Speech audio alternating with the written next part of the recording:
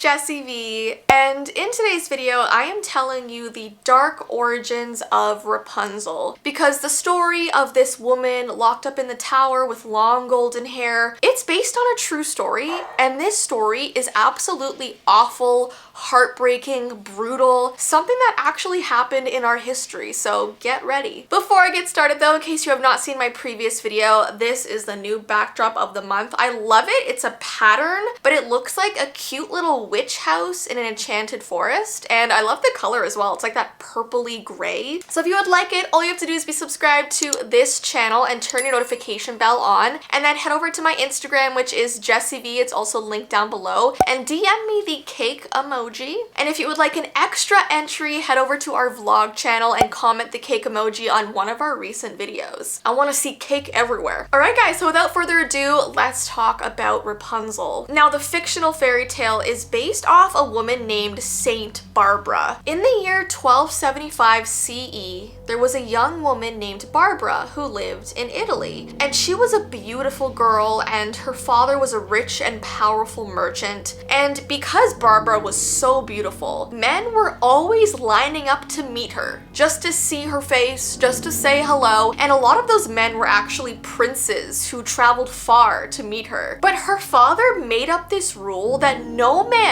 was allowed to witness his daughter unless he interviewed them first. And this idea made Barbara very angry. She was an adult. She had this argument with him saying like, listen, I have free will. I want to decide who I talk to. I don't want you to decide that. Obviously, she herself wanted to choose the man that she was gonna marry, but her father kept trying to butt in, and he would bring her these men that he thought were good suitors for her, and every single time she would turn them down. And since his daughter was being rebellious, he believed that the solution was to hide Barbara away in a high tower where she was never allowed to leave. And that way she wouldn't even have the option of disobeying him. And she definitely wouldn't be able to fall in love with any man while he was away on his business trips. And since Barbara's father was busy traveling and working as a merchant, he hired people from the town to deliver food and supplies to her. So she would lower down a basket to them, and they would fill it with bread and fruit and all kinds of stuff that she would need, and then she would like pull it back up. But one day someone left her a book in her basket and explained to her what Christianity was. And back then, at that time, Christianity was thought of as a religious cult that the Romans were trying to prevent from taking over. So it was a crime to practice that religion. Sometimes the men would come to do renovations on her tower, and they felt pity for her, so they would let her climb down to speak to them. And her father obviously did not know about this because she was not allowed to leave the tower. But while she was walking on the grounds, she would go to her father's house and start destroying all of his things because she was so angry at him. So her father eventually returned home from his journey, and he expected that his daughter would have been in the tower the whole time, everything would have gone fine, but instead,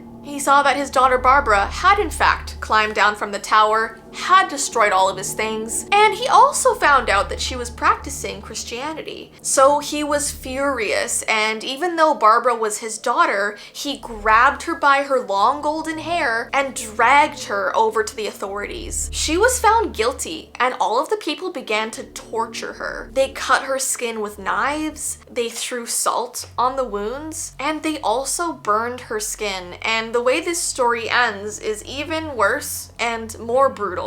When she was finally weak and very near death, her father chopped her head off with a sword.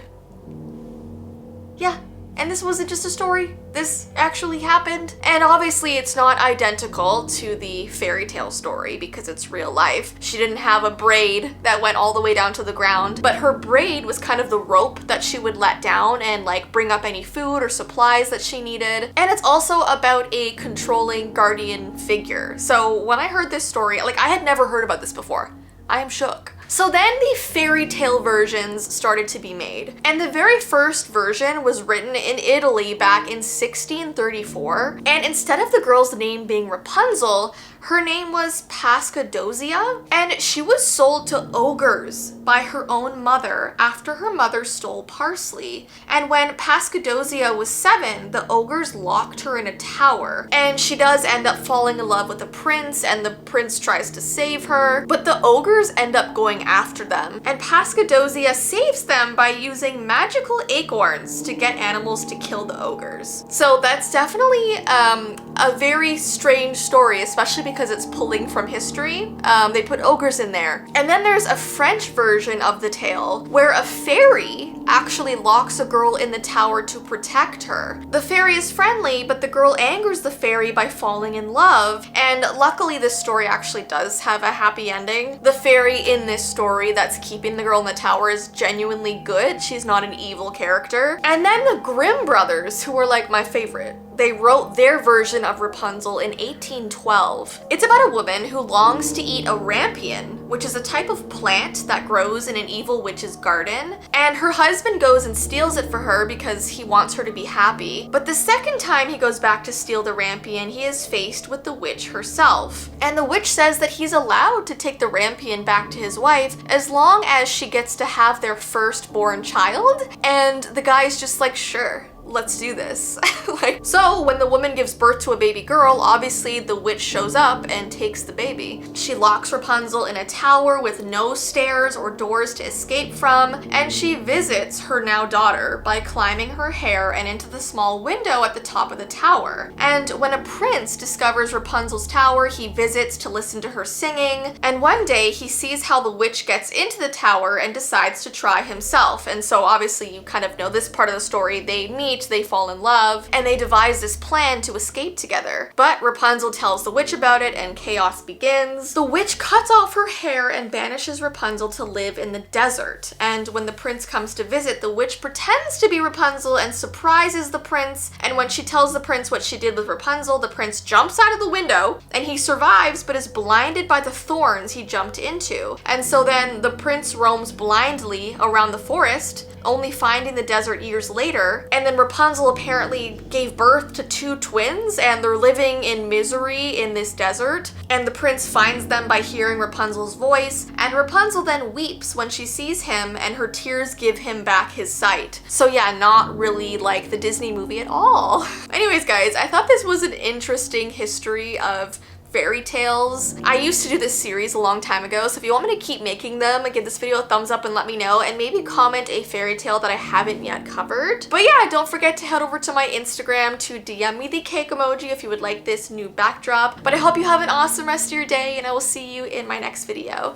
Bye!